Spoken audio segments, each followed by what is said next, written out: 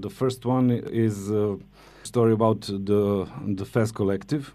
And the Fez Collective from Bari, known from innovative combining of Italian film scores of the 60s and 70s, bossa nova and jazz, to name a few, with club culture, is basically your idea and has gained worldwide recognition.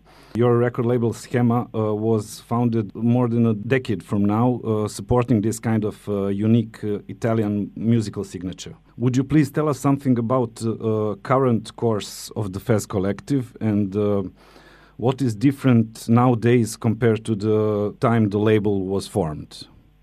Stopped its activity in early 2000. I think it was 2002.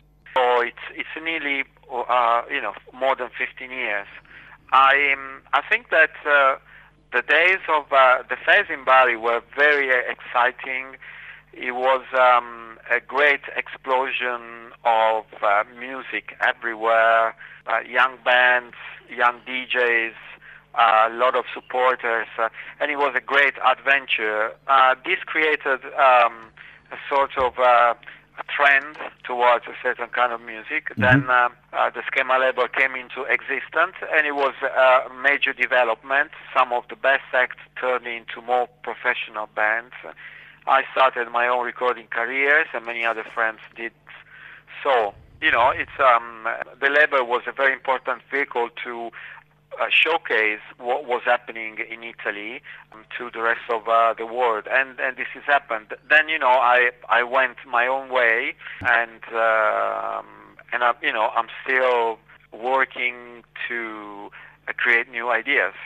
We're looking forward to both of your performances at the Musicology Festival. You are familiar with Belgrade audience. Last time you played in Belgrade at the Supernatural Festival 3 years ago, and before that with Giles Peterson way back in 2003. Have you any comments on their previous response to your music? And yes, it has always been great. You enjoyed it, yeah? Eva, I have a lot of friends in Belgrade. I really love the vibe there, and I saw also the city developing, and and I saw a lot of new people getting into the music. I think that nowadays Belgrade is a very interesting place to play. That said, I'm really looking forward to be there next week. Oh, great. We are eager to hear your new album in live performance, of course. We've been privileged to host Umbria Jazz Festival several times in Belgrade, and Belgrade jazz fans have had a close encounter with members of that kind of Italian scene.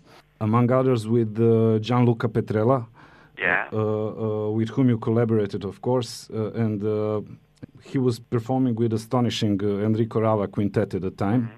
Could you name some of your favorite musicians from Italy and at the same time most influential to you? Well, they are mostly my friends. I would say Stefano Bollani, Gianluca Petrella, for sure, Fabrizio Bosso, for sure.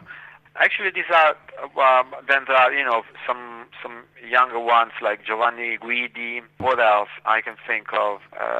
Still friends like Rosario Giuliani and Flavio Boltro, even though they're from a different generation. But I still like them a lot. There are so many.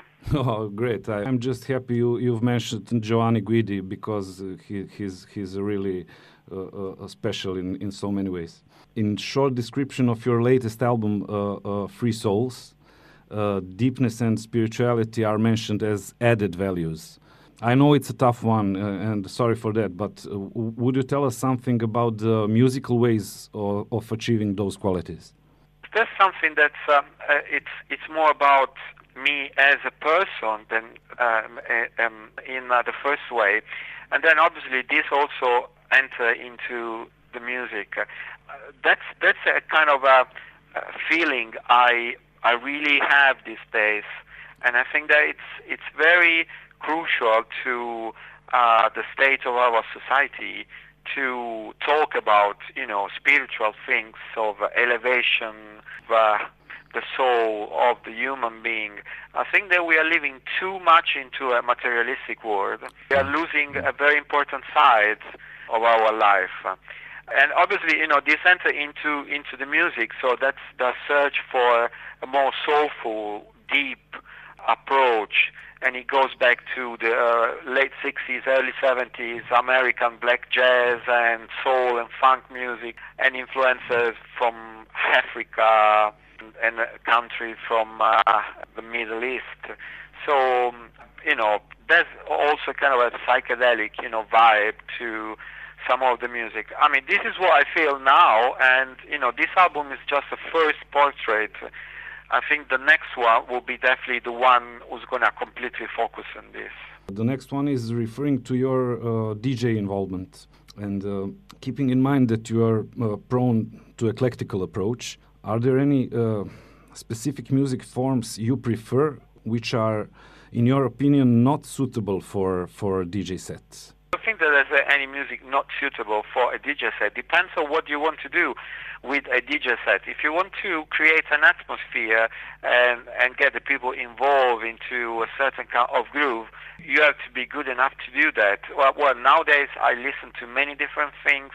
My focus is obviously on the music that I always played and loved, so a lot of jazz and Brazilian, and Afro and soul and funk and so on, rare groove kind of thing. And then there's the electronic part, which I think it's also important to connect with any kind of audience.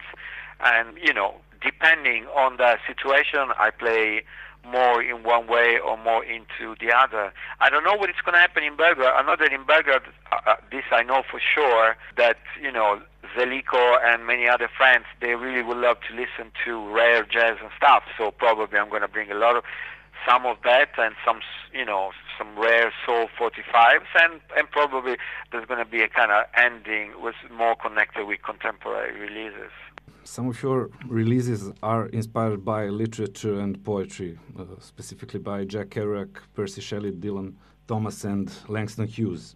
Cinematography is obviously deeply embedded in your music, and that's actually the Fez idea itself, because it was influenced by Italian neorealism and French New Wave. I'm interested in next thing. Is there something else that triggers your creative resources? These days, you mean? Yeah. Yes, maybe like Oriental religions and maybe Greek philosophy. Could you tell us something about that more specifically, if you are in that kind of mood? Well, but that is connected with the spiritual thing that we were talking about. It's like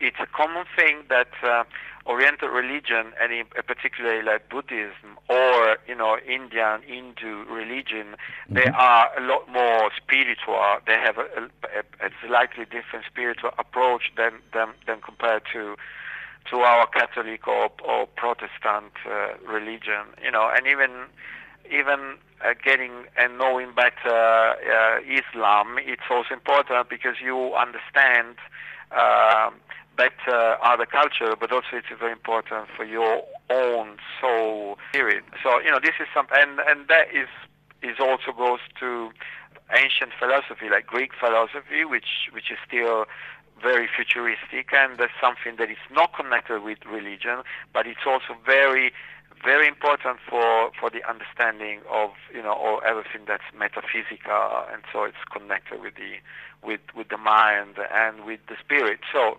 these are things that are getting my attention now. Please select a few turning points in development of American jazz music in the 20th century, of course, that personally affects you most. There are quite a few. I can start from now. Now there is a very strong scene in New York, which is partly white and partly black oriented. I'm very interested into the black one. There's also a movement called BAM, which means Black American music. Some jazz players are going back to the kind of idea that what they are playing, it's a fusion of different styles of Black American music, so not exactly jazz. So I think this is what really interests me now nowadays. I mean, musicians like Ambrosa Kim-Mizu or Logan Richards, who's gonna play with us in Belgrade. Robert Glasper, I'm always following what he does, and Nicholas Payton with his electric project. There are lots of younger players who are coming out and very interesting. Then there's been a lot of important times. I would say that to my taste, the most important ones, maybe it's the spiritual jazz of the 70s, the electric jazz, like the kind of a jazz funk fusion started with Bitches Brew, and that's another important thing. I would say all the Joe Contrain and Farrah Sanders influences in the 60s. He's irreplaceable, right? There are many, going back to the bebop and to Duke Ellington. And what's your view of present jazz tendencies in Europe, outside Italy? I have several friends into the Scandinavian jazz scene, which I think that's really interesting. I'm also a friend to probably the best European trumpet player, who's Till Bronner, and he's German. There's, there are some nice experiments in London, particularly with the trio, the drummer Richard Spaven, and there are some other interesting musicians here and there. So I haven't listened up to now something that really got me coming from Eastern Europe, but probably that's my fault because unfortunately I can't have a knowledge of everything. Of course, you just don't have the time, yeah. Yeah. I just noticed that kind of connection between specifically Italy and Southern Europe with, so to speak, its extreme opposite geographically, and it's Scandinavia, and that collaboration always ends with some beautiful results. We are getting into the final part of our interview. I would like to ask you, for example, what is since you're the DJ and producer and band leader, multi-instrumentalist, what's the most responsible role in all of your musical activities? I mean, they're all very responsible because in the end they're all part of me. So I have to take the full responsibility at the end towards myself and then towards everyone.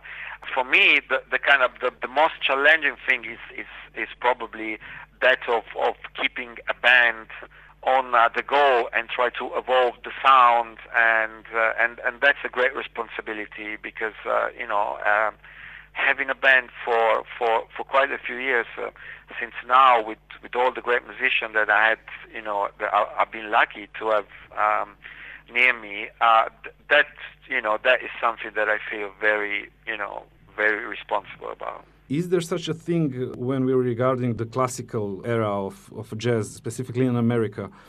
Is there such a thing as a most underestimated jazzman?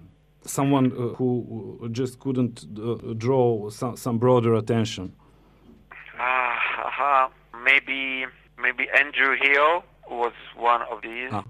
Maybe there was a great trumpet player, and his name was Johnny Coles. Was just an incredible trumpet player, and probably he never really break through. What else that I may think? I don't know. I mean, it's just like then there's been a lot of very unknown players that were very good, but there's been hundreds of them. I think that more or less the ones that had something very special to say. I mean, another musicians which I really love is Larry Young, and probably he was one of the musicians that didn't get enough recognition for what he did. But I think that the other ones, that I like, they were more or less getting, enough recognition. It was a different era, by the way. Could you recommend us some fresh, brand new issues from your record label that may interesting some? You're talking about Schema? Yeah. From what I know, there's going to be a very important release in September, which is the new Gerardo Frisina album. Then I probably produce a record by a new singer, which is the one that you're going to see in Belgrade, and it's really fantastic. It's very much, a new Gregory Porter. I'm talking about Marvin Parks. And, and then there are a few other things on the go. Thank you so much. It was more than pleasant talking to you. Thanks to you, Ivan. That was a very cool interview. Yeah. Thank you for your time again. See you in Belgrade See you next in week. Belgrade. Ciao. Ciao, ciao. Ciao. Ciao, ciao. Ciao.